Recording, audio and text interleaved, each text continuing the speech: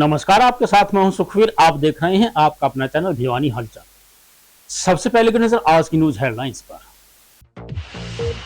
पूर्व सांसद किरण चौधरी व मंत्री श्रुति चौधरी ने की प्रेस वार्ता।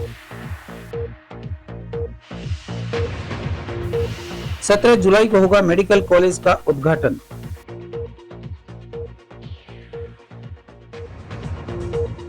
जय जगन्नाथ के जय घोष से गूंजा आकाश। महाप्रभु की भव्य यात्रा में उमड़े छोटे काशी के श्रद्धालु।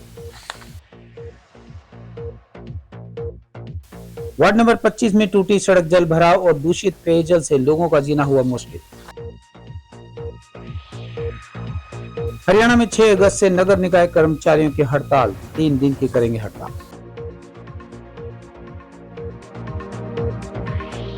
लोअर बाजार में चक्कर वाली गली में मकान में लगी भीषण आग, लाखों का सामान जलकर हुआ राख। अब खबरें विस्तार से।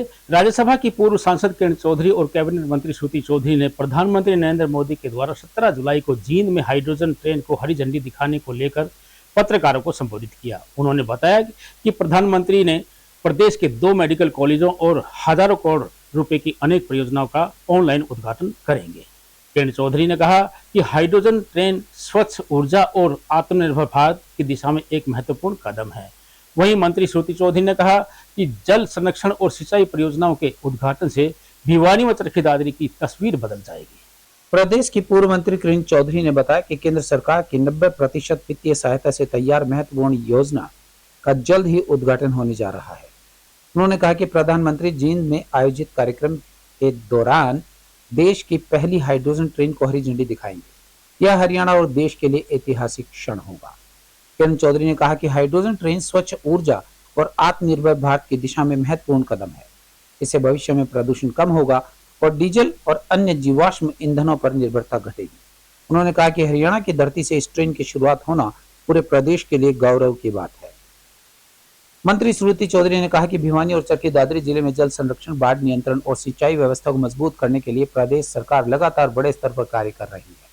उन्होंने बताया कि चरखी दादरी में करीबन 7.5 करोड़ रुपए की लागत से 3 पुलों तथा 3 महत्वपूर्ण जल निकासी योजनाओं पर कार्य किया जा रहा है, जिससे लगभग 40,000 लोगों और करीबन 1,350 एकड़ कृषि भूमि को सीधा लाभ मिलेगा। श्रुति चौधरी ने बताया कि वर्ष 2024 से अब तक भिवानी जिले में लगभग 288 करोड़ रुपए की लागत से विभिन्न विकास कार्य पूरे किए जा चुके हैं। इसके अलावा 75 करोड़ रुपए की लागत से 29 विकास कार्य प्रगति पर है। बाढ़ नियंत्रण से संबंधित 56 करोड़ रुपए की 25 परियोजनाओं में से 14 पूरी हो चुके हैं, जबकि शेष पर कार्य तेजी से चल रहा है। श्रुति चौधरी ने कहा कि इन सभी परियोजनाओं का उद्देश्य जल संरक्षण को बढ़ावा देना, सिंचाई व्यवस्था को सुदृढ़ करना, जल भराव की समस्या का स्थायी समाधान करना और किसानों और आम नागरिकों को बेहद सुविधाएं उपलब्ध करना है। तब जो है कि चौधरी बंसीलाल जी का नाम आगे किस तरह से जाए, तो वो बंसीलाल जी की यूनिवर्सिटी करी कि हमारे बच्चे जो हैं यहाँ पे पढ़ लिख के आगे जाएं।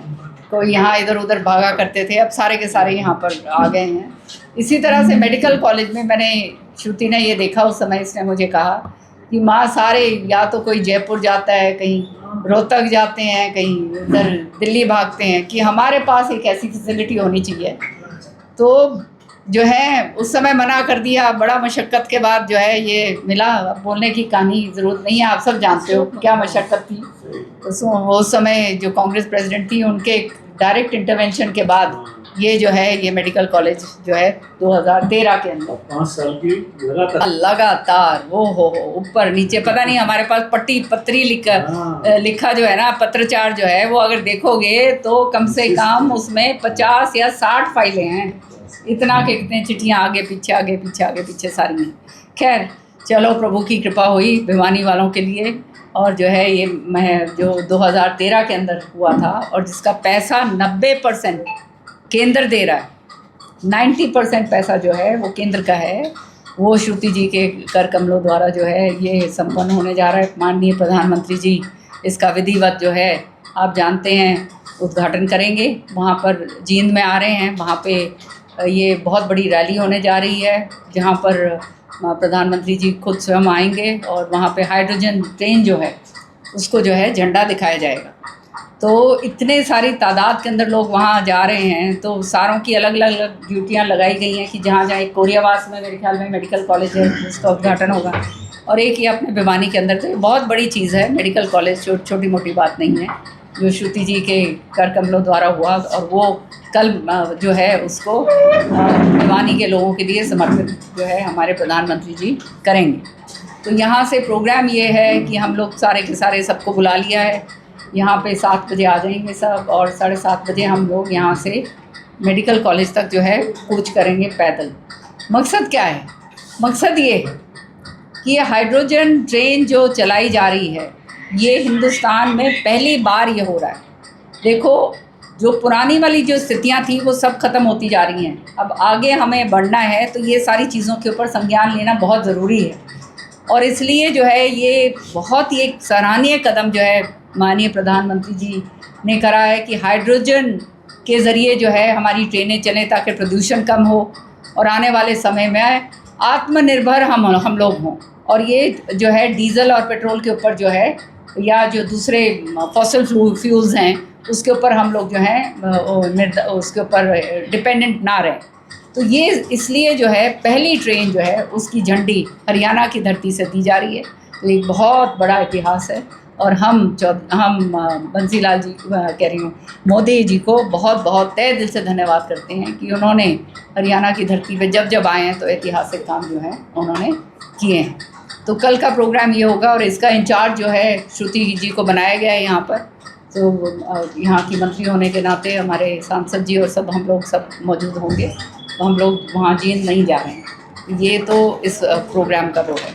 दूसरा जो अहम काम जो है मैं आपको जो बताना चाहती, इसी के संदर्भ में मैं बताना चाहती हूँ कि बहुत सारी चीज़ें जो हैं मेरे सामने भी आई हैं, वो आप मेरे से प्रश्न पूछोगे तो मैं उसका जवाब दे दूँगी, ठीक है ना। तो अभी इसमें मेन उसमें नहीं मैं बोलती। साथ ही साथ आपने अभी देखा कि एक बहुत बड़ा काम हमारे इलाके के लिए हुआ है, वो है कि हमारे किसानों को जो उनकी फसल का मुआवजा 2022-23 का जो मुआवजा जो अटक गया था, और जो जिसके आने की संभावना नहीं थी, वो जो है, और किसान के लिए तो एक एक पैसा जो है उसके घर का जो है, क्योंकि इतनी मेहनत मशक्क़त के बाद जो है वो कमाई करता है, तो उसके लिए तो ये बहुत जो है जीवन मरण का सवाल था। और हम लोग तो सारे के सारे, आप लोग भी सारे ग्रामीण अंचल से कहीं ना कहीं जो हैं आप लोग जो हैं जुड़े हुए हैं, तो आप जानते हैं कि कितनी मेहनत के बाद किसान जो है फसल अपनी उगाता है, और उस फसल को जब बेचता है और बीमा करवाता है, तो ये सोचकर कि कितने भाई 4 दाने मेरे घर में आएंगे तो मेरे बाल बच्चे जो हैं अच्छी तरह से पढ़ लिख जाएंगे, उनके घर में खाने पीने के लिए होगा। लेकिन दुर्भाग्य की बात ये कि ये क्षेमा कंपनी जो यहाँ पे लाई गई थी उस समय, और जो जिम्मेवार थे उनको लेके आने के लिए, उसने जो है अंधाधुंध जो है किसानों के साथ ज़्यादती करी, और किसानों का पैसा जो है वो दिखा दिया, और मुश्किल से मेरे ख्याल में चंद करोड़ रुपए जो हैं, 100 करोड़ भी नहीं दिए थे, 80 ऐसे कुछ आए थे। हाँ, 10-20 करोड़ थे। हाँ, वो नहीं आए थे उस समय, पैसा नहीं आया था। और बाकी उन्होंने क्या कहते हैं जो है सोचा कि अब हमारे को कोई कुछ कहे तो रहा नहीं है, कोई बात तो उठा नहीं रहा है, और जो है इसको कहते हैं हड़प जाए, तो वो पूरे के पूरे पैसे हड़पने के चक्कर में थे, और जो हड़प भी गए थे। इसके बाद किसान भाई जो हैं, लोहारू के इधर के पूरे, दादरी के इधर सारे जो हैं आए मेरे पास, और आपने देखा होगा सोशल मीडिया पे ये सारी चला था, मेरे फार्म पर आए थे, बैठ के चर्चा हुई कि ऐसे ऐसे हो गया है और हम संघर्ष कर रहे हैं, बहन जी आप हमारी मदद करो। तो जो है ये सारी बात जब मेरे सामने ये बात आई, पार्लियामेंट उस समय जो है सेशन में था, पार्लियामेंट के अंदर इस बात को मैंने ज़ोर शोर से उठाया, और उसका वीडियो भी जो है आप सबके सामने आया होगा जो मैंने मांग रखी थी। उसके बाद जो है हमारे जो केंद्र के जो एग्रीकल्चर मिनिस्टर हैं शिवराज चौहान जी, उन्होंने इसके ऊपर जो है उनसे मेरी बात हुई, और उन्होंने इसके ऊपर बहुत कड़ा संज्ञान लिया, और मेरी बात फिर मुख्यमंत्री जी के साथ हुई, और श्रुति जी और मैं जो हैं, श्रुति जो है मुख्यमंत्री जी के पास गई, मेरी फ़ोन पे वार्तालाप हुई क्योंकि पार्लियामेंट उस समय चल रहा था। तो मुख्यमंत्री जी ने इसके ऊपर संज्ञान लेते हुए तुरंत, आपने देखा होगा 2 दिन के भीतर जो है ये क्षेमा कंपनी को जो है वो उसको ब्लैक लिस्ट कर दिया था। करोड़ों रुपए की लागत से नवनिर्मित पंडित नेकीराम शर्मा मेडिकल कॉलेज का 17 जुलाई को प्रधानमंत्री नरेंद्र मोदी जी जींद से ऑनलाइन उद्घाटन करेंगे। ऑनलाइन उद्घाटन समारोह की तैयारियों का जायजा लेने के लिए विधायक घनश्याम सर्राफ ने मेडिकल कॉलेज परिसर में पहुंचकर लाइव प्रसारण के लिए अधिकारियों को आवश्यक दिशा निर्देश दिए। उन्होंने कहा कि मेडिकल कॉलेज के शुरू होने के बाद भिवानी की जनता को बेहतर इलाज के लिए रोहतक मेडिकल कॉलेज और हिसार के अस्पतालों में नहीं भटकना पड़ेगा। विधायक घनश्याम सर्राफ ने नवनिर्मित नेकीराम शर्मा मेडिकल कॉलेज में होने वाले उद्घाटन समारोह स्थल का निरीक्षण किया।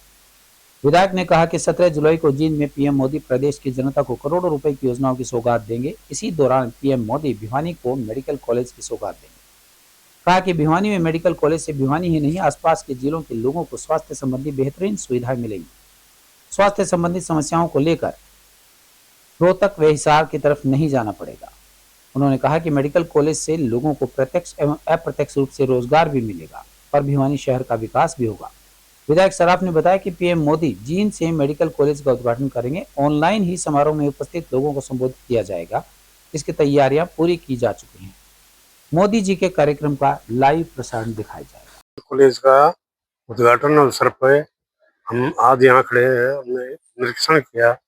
यहाँ पे करीब 5000 आदमियों के आने की व्यवस्था की गई है, उनके बैठने की व्यवस्था की गई है और जो भी भाई बहन आएंगे उनको हम सम्मान के साथ यहाँ कुर्सियों पे बिठाएंगे। कितने बजे बैठे? ये करीब 8:30 बजे का समय हमने पब्लिक को दिया है। 9 बजे के बाद किसी भी समय मोदी जी हमारे कॉलेज का उद्घाटन कर देंगे और वर्चुअल उद्घाटन होगा ये। और हमने इस बात को आगे बढ़ाने के लिए अपने सभी भाई बहनों से ये कहा है कि आप लोग समय पे और सही स्थान पे पहुंचे, जिनसे हमारा मनोबल भी बढ़ेगा, हमारी एक गिनती भी पूरी हो जाएगी। और हम ये चाहते हैं कि जिस प्रकार मैडम श्रुति चौधरी जी ने कल 2500 के लिए बोला था सीएम साहब की मीटिंग में, तो 2500 से कम भिवानी के लोग भी नहीं। हमारे कॉलेज में 100 स्टूडेंटों की परमिशन है। 100 स्टूडेंट अभी एमबीबीएस का कोर्स कर रहे हैं। तो नीट का रिजल्ट आएगा, उसमें नया बैच हो रहा है। अभी हमारी 100 सीटें हैं और हमारी कोशिश है कि 250 सीटों तक इसको अपग्रेड किया जाए। सुविधाएं हमारे पास सारे स्पेशलिस्ट की सुविधाएं हैं हमारे पास में। सर्जरी, गायनी हो गए, पीडियाट्रिक्स हो गई, मेडिसिन है। उनके अलावा लैब वाले जो पैरामेडिक्स होते हैं उनकी भी सुविधा है। और इनके अलावा हमारा ये है कि आने में हम एमबीबीएस के अलावा दूसरे कोर्सेज भी शुरू करें, इसके लिए भी हमने परमिशन के लिए लिखा हुआ है। जैसे बीएससी नर्सिंग हो गया है, ओटीए ट्रेनिंग, ओटीए हो गया है, फिजियोथेरेपिस्ट हो गया है, इन पे भी हमारी कार्रवाई चल रही है। तो केवल एमबीबीएस डॉक्टर ही नहीं, ये मेडिकल कॉलेज और भी कई कोर्स करवाएगा। बिल्कुल ये वरदान साबित होगा और इससे भिवानी की बहुत तरक्की होगी। हर वर्ष की भांति भगवान जगन्नाथ, बलभद्र और सुभद्रा जी की शोभा यात्रा लोहड़ बाजार से शुरू करके सभी बाजारों में धूमधाम से निकाली गई। हजारों की संख्या में पहुंचे भक्तों ने भगवान के रथ को खींचकर पुण्य कमाया। यात्रा के दौरान समिति सदस्यों के द्वारा भगवान जगन्नाथ का प्रसाद वितरित भी किया गया। भगवान जगन्नाथ रथ यात्रा समिति के महंत राजेश अत्री ने बताया कि भगवान जगन्नाथ की यात्रा पिछले 14 वर्षों से लगातार आयोजित की जा रही है। वहीं उपस्थित गणमान्य व प्रबुद्ध नागरिकों ने बताया कि आज के दिन भगवान जगन्नाथ अपने भाई बलभद्र और बहन सुभद्रा के साथ अपनी मौसी के घर गुंडीचा मंदिर जाते हैं। उन्होंने बताया कि देश में जगन्नाथ पुरी एकमात्र ऐसा मंदिर है जहां पर भगवान की ध्वजा हवा के विपरीत दिशा में लहराती है। शोभा यात्रा में भगवान श्री कृष्ण लीला, गोवर्धन और भगवत गीता के उपदेशों से संबंधित झांकियां भी प्रदर्शित की गई। भगवान जगन्नाथ रथ यात्रा समिति के महंत राजेश अत्री ने बताया कि पिछले 14 वर्षों से भगवान जगन्नाथ की रथ यात्रा छोटी काशी में लोहड़ बाजार से बड़े हर्षोल्लास के साथ निकाली जाती है। इस पावन अवसर पर महाप्रभु जगन्नाथ, उनके भाई बलभद्र और बहन देवी सुभद्रा के दर्शन के लिए भारी संख्या में श्रद्धालुओं की भीड़ उमड़ पड़ती है। रथ यात्रा को लेकर श्रद्धालुओं में भारी उत्साह देखने को मिला और छोटी काशी भक्ति रंग में सरोबार हो गई। वहीं गीता मनीषी स्वामी ज्ञानानंद महाराज के पावन सानिध्य में इस रथ यात्रा का संचालन हुआ। अतिरिक्त उपायुक्त दीपक बाबूलाल करवा ने हरी झंडी दिखाकर रथ यात्रा को रवाना किया। भिवानी शहर जगन्नाथ में हो गया। बड़े बूढ़े और जवान और बच्चे सभी के मुंह पर भगवान जगन्नाथ की जय हो। इसी उद्घोष के साथ रथ यात्रा पूरे शहर में होते हुए वापस वहीं पर पहुंची जहां से शुरू हुई, लोहड़ बाजार। इस अवसर पर उमड़े जन समूह को संबोधित करते हुए स्वामी ज्ञानानंद महाराज ने कहा कि गीता का ज्ञान और विशुद्ध अध्यात्म ही मानव जाति को आपाधापी से बाहर ला सकता है।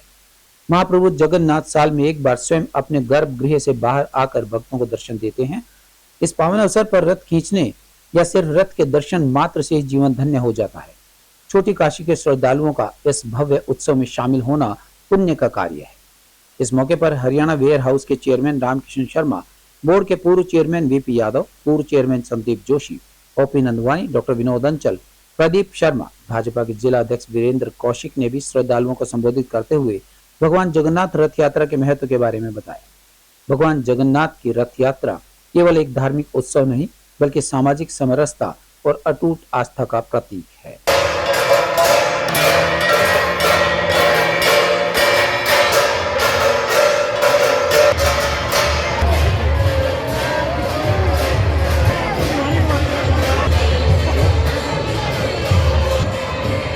आज भिवानी शहर में भगवान जगन्नाथ जी की रथ यात्रा का आयोजन किया गया। यह रथ यात्रा भगवान जगन्नाथ रथ यात्रा समिति द्वारा संचालित होती है।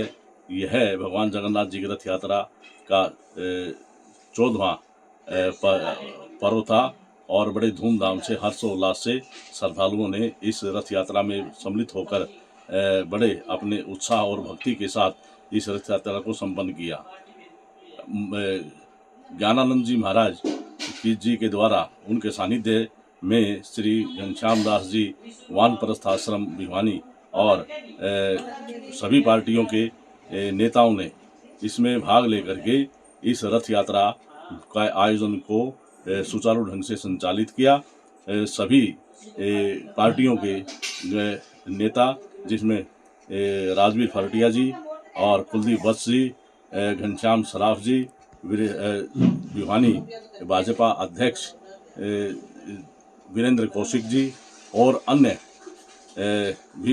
नेतागण भी इसमें सम्मिलित हुए। सभी पार्टियों के समाज सेवी और सभी संस्थाओं के पदाधिकारी विशेष रूप से सम्मिलित होकर इस रथ यात्रा में सम्मिलित होकर के पुण्य के भागी बने और उन्होंने विशेष रूप से सहयोग दे करके इस रथ यात्रा को बड़े अच्छे तरीके से संचालित किया। आपने कहा कि भिवानी छोटी काशी है, यहाँ इतने श्रद्धालु हैं कि आज जगन्नाथ यात्रा में मेरा आना हुआ, भगवान के दर्शन भी किए, आशीर्वाद भी लिया और साथ ही साथ यहाँ लोगों का जो प्यार है भगवान जगन्नाथ के प्रति भी और आपस में लोगों के प्रति भी इतना प्यार है, वो उमड़ के आया और सब लोग श्रद्धा से विभोर होकर सब इस जगन्नाथ यात्रा में उनके यात्रा को रथ को खींचने में लगे हुए हैं और इसी में मेरा भी सौभाग्य मिला मेरे को भी कि उनकी रथ यात्रा को आगे बढ़ाने का मैंने काम किया। जैसे जगन्नाथपुरी में भगवान जगन्नाथ की यात्रा निकाली जाती है, उसी चीज को ध्यान में रखते हुए भिवानी में भी हर वर्ष ये जगन्नाथ भगवान की यात्रा निकाली जाती है।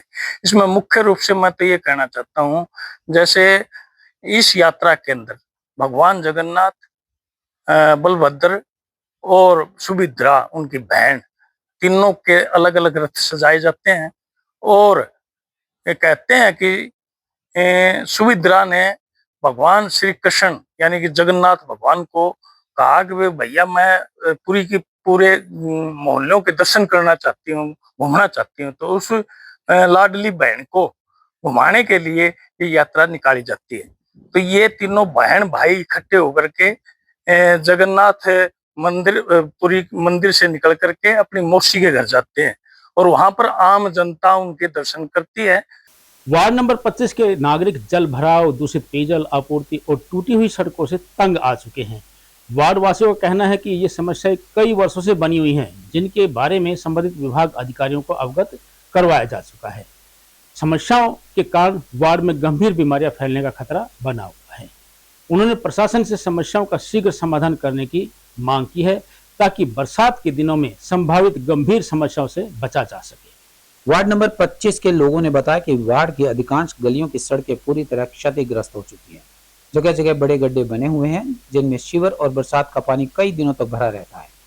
इससे राहगीरों, स्कूली बच्चों, महिलाओं और बुजुर्गों को भारी परेशानी का सामना करना पड़ता है।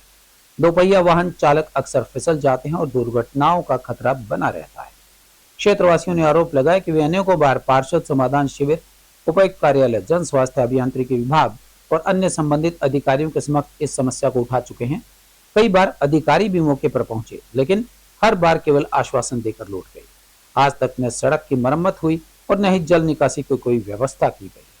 निवासियों ने कहा कि बार बार शिकायत करने के बावजूद भी कोई सुनवाई नहीं होती है, तो लोगों में प्रशासन के प्रति नाराजगी बढ़ जाती है। मैं अनिल कुमार, वार्ड नंबर 25, गली नंबर 4 से बोल रहा हूँ। हमारी 2 महीने से गली की हालत बहुत ज़्यादा खराब है। खुदाई हो रही है लेकिन कोई गंदगी इतनी ज़्यादा हो रही है, मच्छर, कीड़े मकोड़े, जीनावर खूब निकल रहे हैं और गली मोहल्ला सब खूब परेशान हो रहा है। 2 महीने के आसपास हो जाए, 1.5-2 महीने के आसपास हुआ है। जब से खुदाई हुई है, जब से वैसे ही काम पेंडिंग पड़ा है, कोई सुनाई नहीं है। एमसी के पास जाते हैं, वो आके चला जाता है। और जेई साहब भी आए थे और उन्होंने आश्वासन दिया था, लेकिन कोई कार्रवाई नहीं हुई।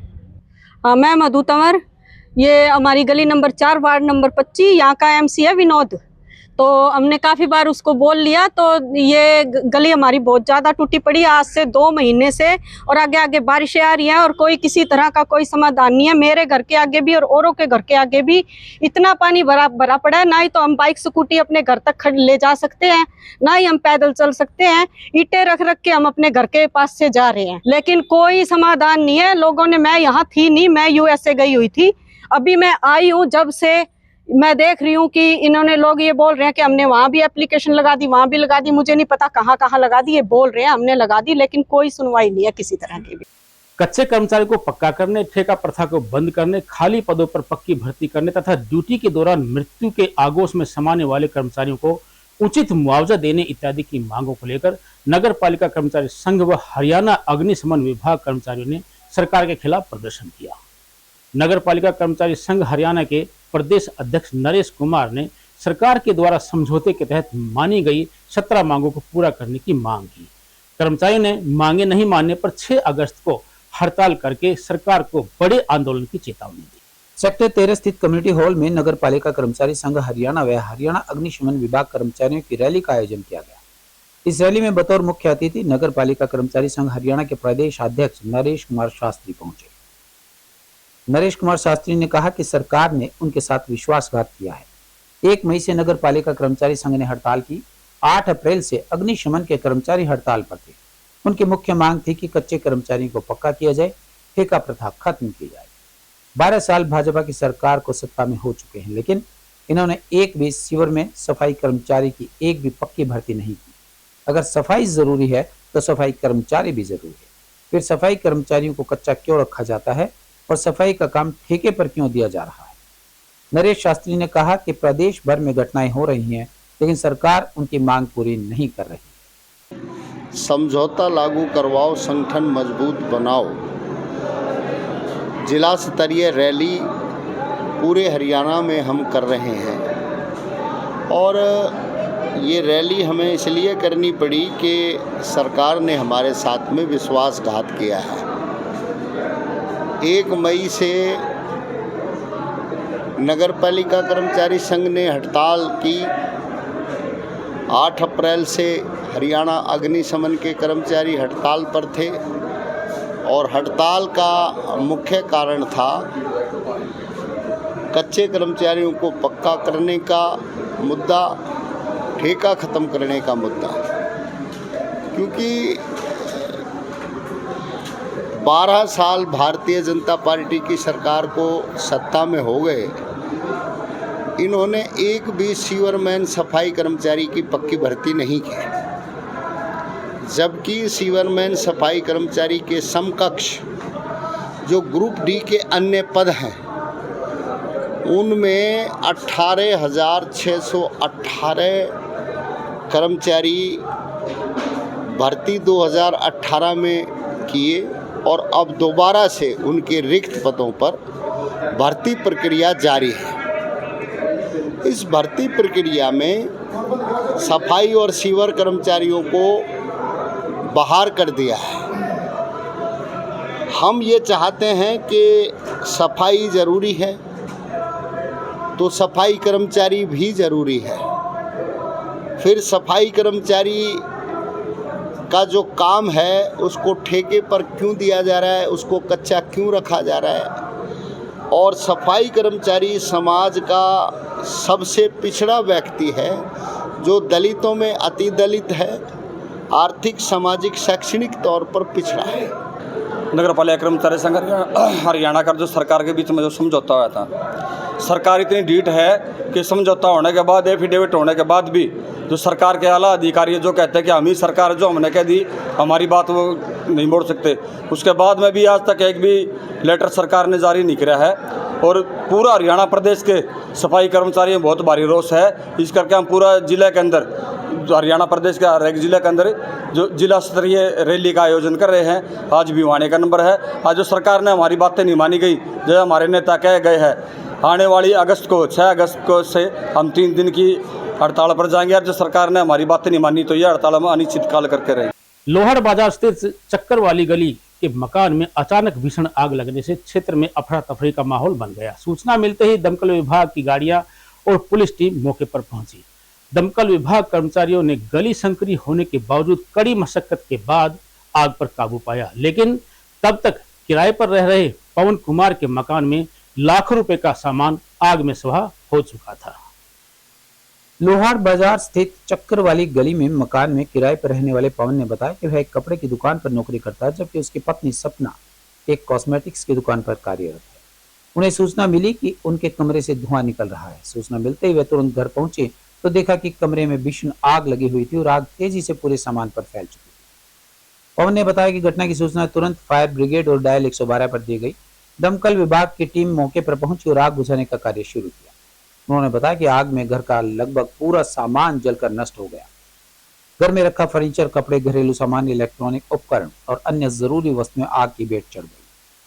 दमकल विभाग के कर्मचारी सुनील ने बताया कि डायल 112 के माध्यम से सूचना मिली कि लोहड़ बाजार में एक मकान में आग लगी हुई है। सूचना मिलते ही तुरंत फायर ब्रिगेड की गाड़ियां मौके पर रवाना कर दी गई।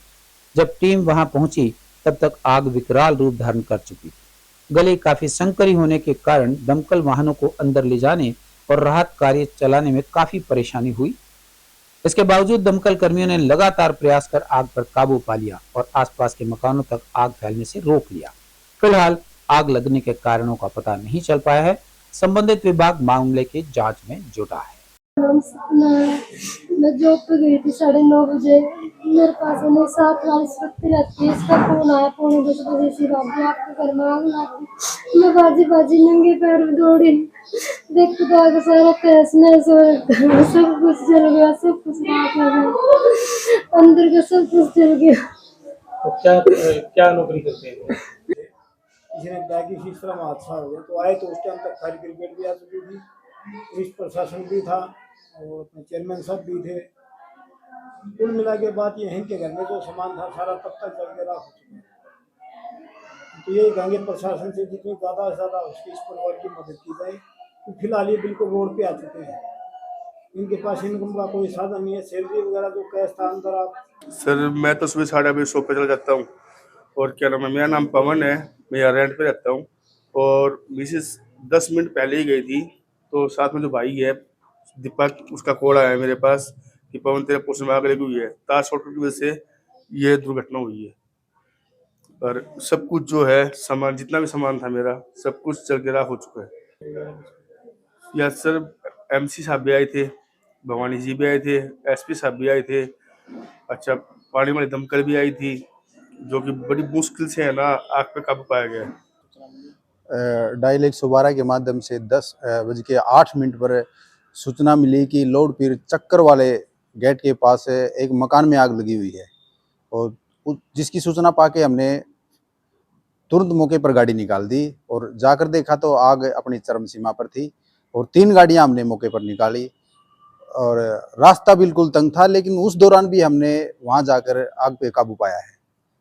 देखिए, अभी उन्होंने बताया कि आग लगने का कारण हमें पूरी तरह से मालूम नहीं है, लेकिन अंदाज़ा ये लगाया जा रहा है कि शॉर्ट सर्किट की वजह से आग लगी है और काफ़ी नुकसान हुआ है मकान के अंदर। मकान के अंदर जो भी सामान रखा था, जैसे अलमारी है, कपड़े हैं और फर्नीचर का बेड, गद्दे वगैरह नुकसान हुआ है। उन्होंने बताया कि अभी पूरी तरह से तो मालूम नहीं है, लेकिन 40,000 रुपये वो बता रहे हैं कि नकदी जल गई है और राख हो गई है। और अंत में एक नजर फिर से आज की न्यूज हेडलाइंस पर।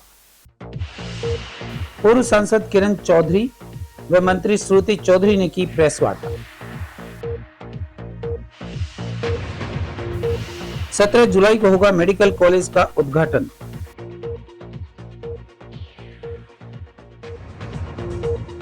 जय जगन्नाथ के जय घोष से गूंजा आकाश। महाप्रभु की भव्य यात्रा में उमड़े छोटे काशी के श्रद्धालु। वार्ड नंबर 25 में टूटी सड़क, जल भराव और दूषित पेयजल से लोगों का जीना हुआ मुश्किल। हरियाणा में 6 अगस्त से नगर निकाय कर्मचारियों की हड़ताल, 3 दिन की करेंगे हड़ताल।